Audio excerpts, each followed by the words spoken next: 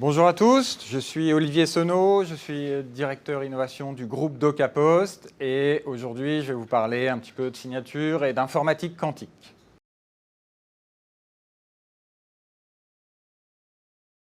L'informatique quantique, c'est une discipline qui est apparue dans les années 90 avec les premiers calculateurs quantiques et surtout il est basé sur des principes tout à fait différents qui vont décupler les capacités de calcul. Aujourd'hui, on travaille beaucoup avec, et exclusivement avec des ordinateurs électriques dont les principes de calcul sont basés sur les lois de l'électricité, alors que l'ordinateur quantique est basé, lui, sur les propriétés de la matière, ce qui lui donne des propriétés tout à fait différentes. Si on veut schématiser, et les puristes me pardonneront cette simplification, l'ordinateur électrique peut prendre deux états, l'état 0 ou l'état 1.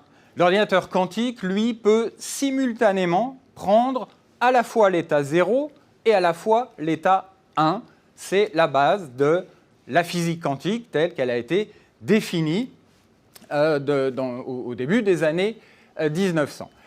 Donc cette informatique quantique, par cette capacité à prendre simultanément deux états, mais également de connaître l'état d'un autre qubit qui est l'unité de compte de l'informatique quantique, alors que le bit est l'unité de compte de l'informatique électrique. Cette information sur l'état d'un qubit peut également permettre de connaître l'information d'un autre qubit au même moment. Ça, c'est l'intrication, on ne va pas rentrer dedans, ça n'intéresse que les télécommunications, et c'est un sujet encore différent. Ce qui va nous intéresser là, c'est les capacités de calcul. Les capacités de calcul qui sont aujourd'hui de plus en plus importantes sur l'ordinateur électrique et qui vont être multipliées par 100, 1000, 1 million par l'ordinateur quantique. Et ça change la donne. Ça change la donne dans différents domaines, comme l'IA, qui est très demandeur, très gourmand en calcul quantique, la recherche médicale, la recherche moléculaire, la recherche sur les matériaux, sur le comportement des matériaux, c'est quelque chose qui demande énormément de ressources calcul. Et cette informatique quantique va fournir ces ressources en calcul. Donc c'est clairement quelque chose de nouveau qui arrive maintenant ou dans quelques années, mais qui doit être pris en compte à toutes les échelles de l'informatique.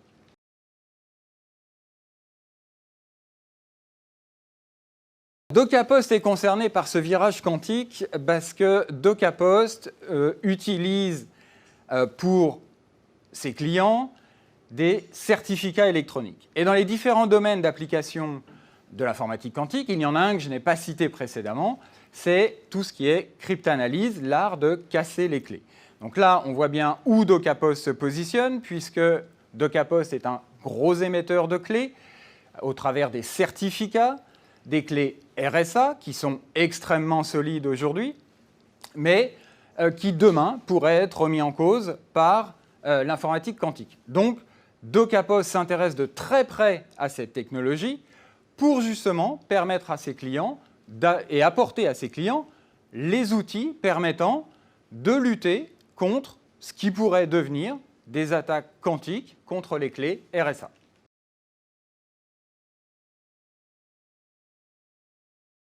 Alors, DocaPost n'est pas un pirate, n'est pas spécialisé en cryptanalyse. Mais DocaPost, je l'ai dit, émet des certificats. Il est donc concerné par la cryptanalyse. On émet des certificats au travers notamment de notre autorité de certification qui s'appelle Certinomis et qui émet quelques milliers, dizaines de milliers de certificats par an pour sécuriser les accès des douanes, les accès des collectivités locales.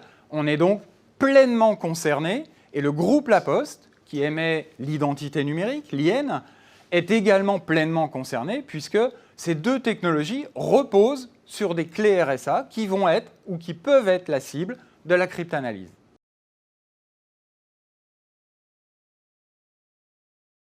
Alors l'impact de l'informatique quantique sur la cryptanalyse est majeur. On l'a dit aujourd'hui, les clés RSA ont des particularités, ont des spécificités liées notamment à leur taille. La taille de la clé RSA, plus la taille est importante, plus le temps de calcul nécessaire d'un ordinateur électrique pour casser cette clé est important et il croît de façon exponentielle. DocaPost est forcément concerné puisque cet impact de la capacité et de ces nouvelles méthodes de calcul sont réellement un game changer dans la cryptanalyse. On peut faire le parallèle ici avec Alan Turing, qui est probablement l'inventeur du premier ordinateur électrique, et il a inventé cette technologie pour casser une clé qui, à l'époque, était utilisée par l'armée allemande et qui s'appelait Enigma. On est vraiment dans cette période où on a inventé un outil qui va être capable de casser une sécurité spécifiquement qui, aujourd'hui, est une sécurité, on va dire, absolue, puisque personne n'a la capacité à casser cette clé. Donc on est vraiment dans cette période où on change de paradigme, on change de méthode de calcul, on change les concepts de base du calcul, et le parallèle aujourd'hui est tout à fait proéminent avec ce qu'a fait Alan Turing dans les années 40 pour casser la clé Enigma.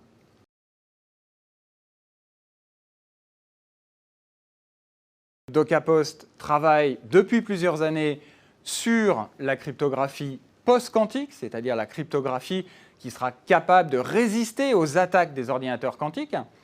Et je peux annoncer qu'à l'été, on aura un prototype de certificat quantique résistant. Ce prototype est important puisque, on l'a dit, on est dans des éléments tout à fait nouveaux, des méthodes de calcul nouvelles qui nécessitent des algorithmes nouveaux qui vont être implémentés sous forme de prototype cet été dans les certificats Certinomis et que l'on va pouvoir industrialiser d'ici la fin de l'année.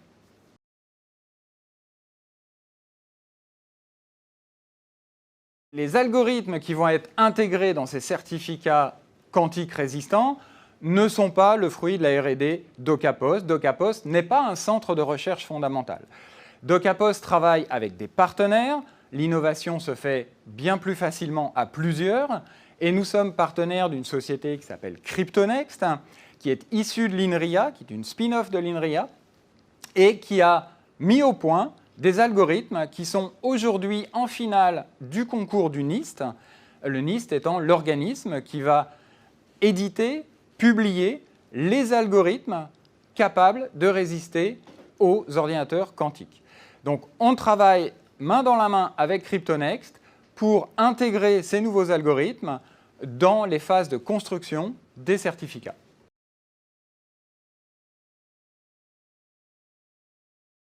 Le scénario de déploiement, il est relativement simple. Un certificat, lorsqu'on va changer sa fonction initiale de clé RSA vers une clé RSA hybride avec un algorithme post-quantique, on va le déployer d'abord avec des clients avec qui on est également partenaire, qui vont pouvoir faire un certain nombre de POC et de tests.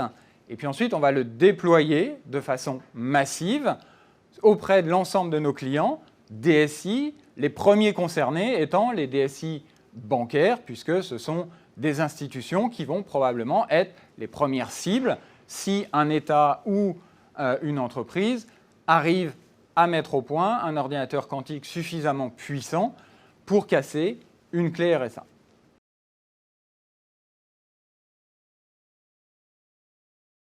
L'ANSI va jouer un très grand rôle, puisque clairement, ces nouveaux algorithmes aujourd'hui n'ont aucune certification. On sait très bien que pour émettre un certificat, il est nécessaire de disposer d'une qualification ANSI qui peut relever de différents niveaux. Ces nouveaux certificats hybrides, évidemment, ne peuvent pas être qualifiés. Donc on travaille là aussi main dans la main avec le régulateur et notamment avec l'ANSI pour définir comment on va pouvoir qualifier ces nouveaux certificats hybrides composés d'une clé RSA qui, elle, rentre dans un processus de qualification du certificat bien connu et ce nouvel algorithme post-quantique qui va permettre à ce certificat de résister aux attaques pour définir le cahier des charges de la certification par l'ANSI des certificats post-quantiques.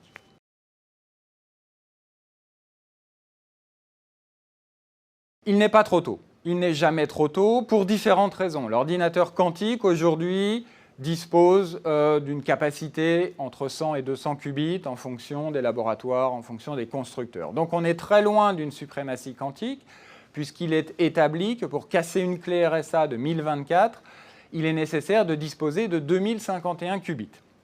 Donc la marche est relativement haute, même si les progrès, et quand on regarde la courbe des progrès, il y a 4 ans, on avait une dizaine de qubits, il y a 2 ans, on était déjà à entre 30 et 50 qubits.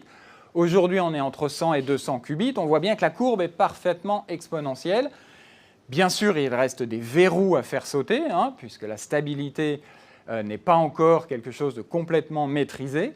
Par contre, il y a énormément d'investissements sur cette physique quantique, sur cette informatique quantique, de la part des États, de la part des entreprises. Et les États, notamment, ont bien compris que celui qui atteindrait la suprématie quantique disposerait d'un avantage à la fois militaire, mais aussi concurrentiel sur le marché par rapport à ceux qui ne l'auront pas. Un avantage concurrentiel dans des activités tout à fait honorables comme la recherche, mais aussi un avantage concurrentiel dans le piratage des communications, dans le piratage des documents, bref, dans tout ce qui est sécurisé à partir d'une clé RSA. Donc non, il n'est pas trop tôt. D'ailleurs, les DSI bancaires ont, pour la plupart, inscrit dans leurs plans quinquennaux une évolution vers une sécurité quantique. Bien sûr, je ne dis pas que l'informatique quantique sera officielle, sera efficace d'ici la fin de l'année. Loin de moi cette idée d'annoncer ça. Par contre, on sait très bien, et quand on interroge les chercheurs de l'INRIA, et qu'on leur pose la question « quand est-ce qu'on aura un ordinateur quantique puissant ?», ils vous répondent « entre demain et jamais ». C'est normal, l'INRIA ne va pas s'engager sur ce type de développement.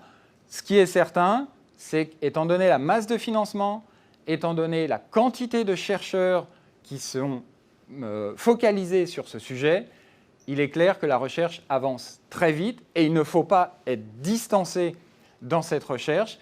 Et notamment pour DocaPost, qui a pour vocation d'apporter à ses clients une réponse aux problématiques qui se posent, il était nécessaire de disposer dans l'arsenal de sécurité que peut proposer DocaPost d'un certificat quantique résistant pour répondre aux attentes de l'ensemble de nos clients du marché. Alors, en conclusion, on peut ajouter 2 choses. La première, c'est que l'informatique quantique est une discipline en pleine effervescence, qui va donner des résultats tangibles rapidement, à mon sens. Et en deuxième lieu, ces résultats vont avoir un impact direct sur la vie du citoyen. Pour une raison simple, les clés RSA, le citoyen les utilise sans le savoir plusieurs fois par jour. On trouve des clés RSA dans les téléphones, on trouve des clés RSA dans les cartes bleues, et lorsque un citoyen utilise sa carte bleue, il ne le sait pas, mais quand il rentre son code PIN, il déverrouille cette clé RSA. Donc l'informatique quantique va avoir un impact majeur sur l'ensemble des activités des citoyens.